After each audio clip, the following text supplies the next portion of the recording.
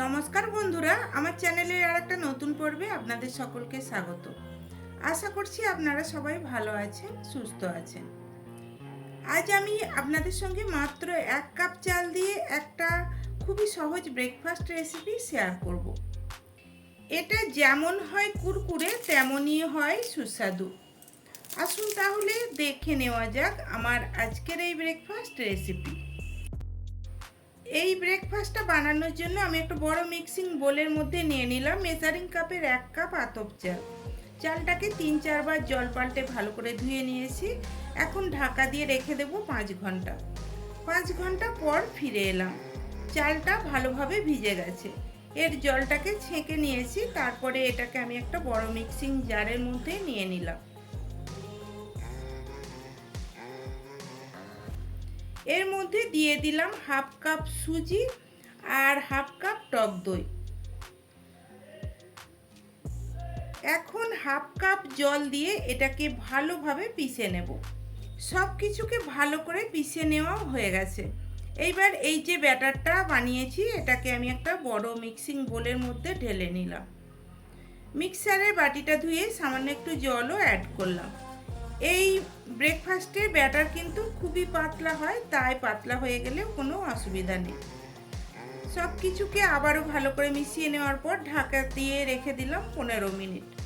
ততক্ষণে এই ব্রেকফাস্টের জন্য আমি একটা চাটনি বানিয়ে নেব। তার জন্য ছোট মিক্সিং জারের মধ্যে নিয়ে নিলাম কিছু নারকেলের টুকরো, দিয়ে দিলাম ছোট বাটির 1 বাটি ভাজা চীনাবাদাম, 2 টুকরো আদা দিয়ে দিলাম 2টো কাঁচা লঙ্কা, কিছু কারি পাতা দিলাম হাফ চা চামচ লবণ, 1 চা চামচ চিনি আর একটা বড় সাইজের পাতিলেবু রস দিয়ে দিলাম। তবে আপনারা চাইলে টক দই কিংবা তেঁতুলও দিতে পারেন। এখন অল্প অল্প করে জল দিয়ে এটাকে ভালো করে পিষে নিতে হবে। তবে অনেক জল দিয়ে পিষবেন না, এই চাটনি পাতলা হয়ে গেলে কিন্তু খেতে ভালো হয় না। আমি দেখাচ্ছি, দেখুন ঠিক এইরকম ঘন করেই কিন্তু এটা পিষে নিতে হবে। এইবার এই চাটনিটাকে আমি একটা বাটির মধ্যে ঢেলে নিলাম।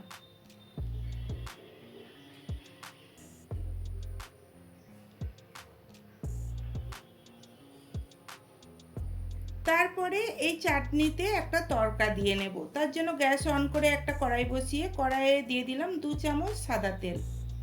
আপনারা চাইলে সরষের তেলও দিতে পারেন।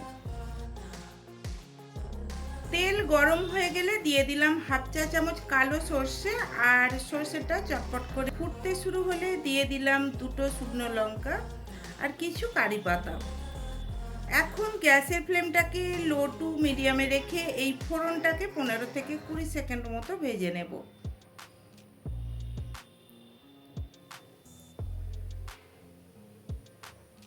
চাটনির জন্য তড়কাটাও রেডি হয়ে গেছে। আমি গ্যাস অফ করে দিলাম, তারপরে এটাকে আমি চাটনির মধ্যে ঢেলে দিলাম।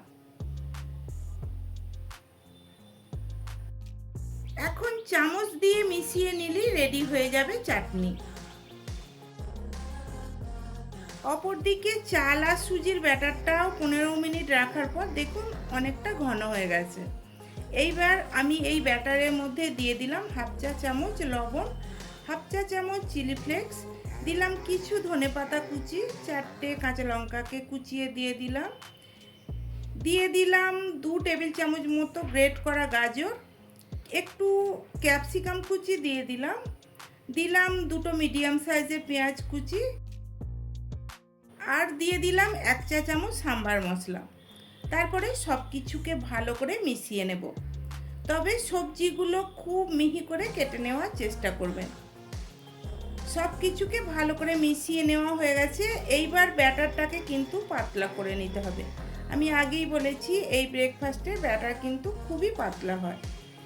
আমি 1.5 কাপ মতো জল এর মধ্যে অ্যাড করলাম। এই ব্রেকফাস্টের ব্যাটার কিন্তু একেবারে পাতলা জলের মতো হয়। যদি আপনাদের ঘন মনে হয় তাহলে আরেকটু জল অ্যাড করবেন। অপরদিকে গ্যাস অন করে আমি একটা ধোসা তাওয়া বসিয়ে দিয়েছি আর তাওয়াটার ওপরে একটু তেল ব্রাশ করে নিলাম। এখন গ্যাসের ফ্লেমটাকে একেবারে লো করে দিয়ে অল্প অল্প করে ব্যাটার এইভাবে তাওয়ার মধ্যে চাড়িয়ে দিতে হবে। তারপরে গ্যাসের ফ্লেমটাকে মিডিয়াম করে দিয়ে এটাকে কিছুক্ষণ রান্না হতে দেব। ওপরটা এরকম একটু শুকনো শুকনো হয়ে গেলে অল্প একটু তেল ব্রাশ করে দিলাম। এখন আবারও গ্যাসের ফ্লেমটাকে মিডিয়ামে রেখে এটাকে 2 মিনিট মতো রান্না হতে দেব।